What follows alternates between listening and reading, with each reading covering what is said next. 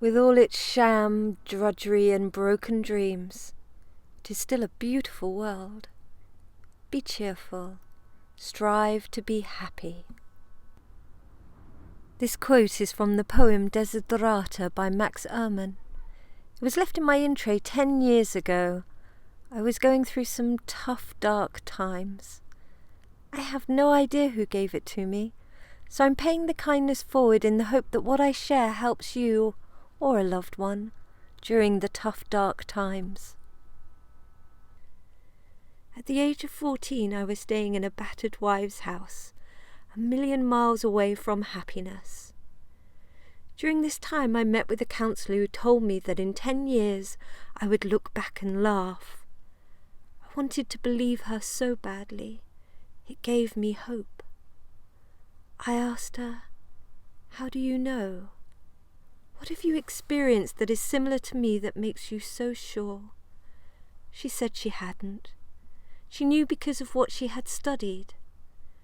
I then asked her how many clients she had contacted years later that told her they laughed at the past. She said she hadn't. I never went back to see her. Foolish? Perhaps. But sometimes we need to hear things from someone who knows, not because they read it, but because they've lived it. Now I can honestly say it is possible not to laugh at it all. I doubt I will ever do that. However, I have been surprised at some of the things I have laughed at years later. One story that springs to mind is laughing at the memory of being chased around the garden by my stepfather, who was swinging a piece of wood with a large nail spiked out of it. He was chasing me, Mum was chasing him, and my sisters were running behind chasing Mum. We snaked around the garden a few times before I hurtled to freedom over the gate. Not funny. Not funny at all. Terrifying. And yet, many years later I was watching a TV comedy sketch of people chasing one another, speeded up with funny music, and in popped the memory. My mind merged the music and pace of the sketch to the memory, and I laughed till my sides hurt. It was so ridiculous and crazy, all of it. The reality of what had been and the reality of my new comedy version. It was a freeing experience, one that deepened my belief in the power of our minds to transcend and transform the darkness. So I can honestly say it is possible that one day you may laugh at some of the tough, dark times. I can also honestly say it is possible to feel stronger, more resourceful and resilient, and get back to feeling the joy of being alive. More importantly, I can honestly give hope. And often, hope is all that is needed to create a crack in the darkness, to help us see and move forward, on our knees if necessary, back to happiness and joy. These are my top 3 practices that have made a big difference in my life. They help keep me on track or get me back on track when I lose perspective and need to strive to be happy and get back to joy. 1. Gratitude. Gratitude, gratitude.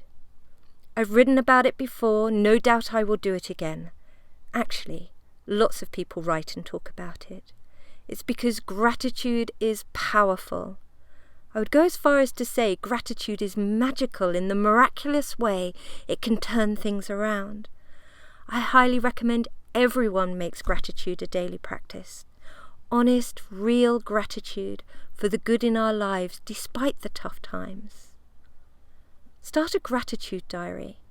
I recommend buying a special book because this is a special diary and power-up tool. I write in mine most nights. It helps me switch off and sleep peacefully. Read your gratitude diary when you are feeling heavy and out of alignment with gratitude.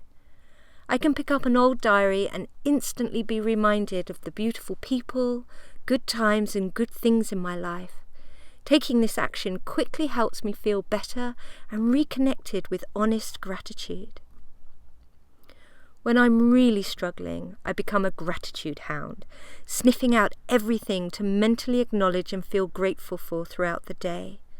Peaceful sleep, my bed, warm duvet, dry roof over my head, toothbrush, toothpaste, the list goes on and on.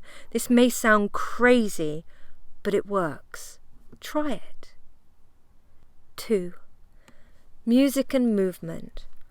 Rock out in your car, jig around doing the housework, dance wildly in your kitchen.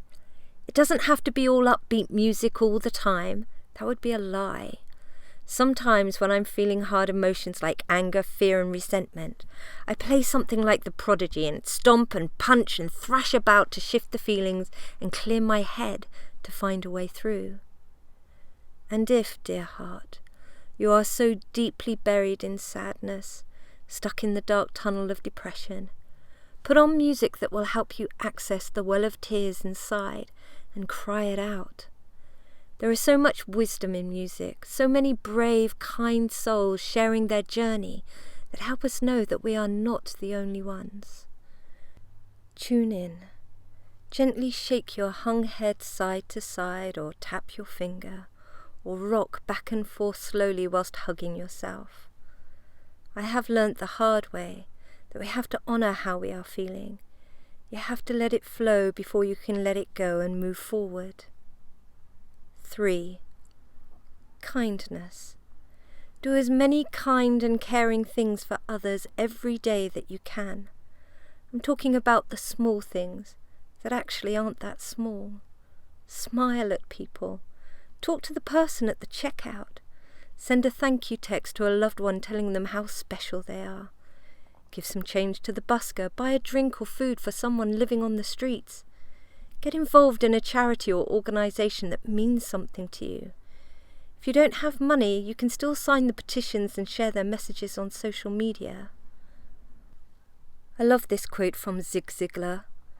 True joy comes when you inspire, encourage and guide someone else on a path that benefits him or her. So share things that inspire and help you. Leave an uplifting poem in someone's inbox. That act of kindness made a big difference for me. So I'm sending this painting out into the world with 3 wishes, 3 blessings. May you always know, no matter what, that to be alive in this beautiful world of ours is a grand thing. May practicing gratitude, kindness and dance be as miraculous for you or more as it is for me. May you always know who you are and what you do makes a difference to others, yourself and our beautiful world.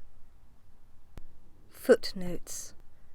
Max Ehrmann was an American writer, poet and attorney, widely known for his 1927 prose poem, Desiderata, which means desired things. Zig Ziglar is reported as being America's most influential encourager and believer that everyone could be, do and have more. He influenced an estimated 250 million individuals through his 33 books. If you're interested in learning more about Zig Ziglar and his amazing legacy, go to www.ziglar.com.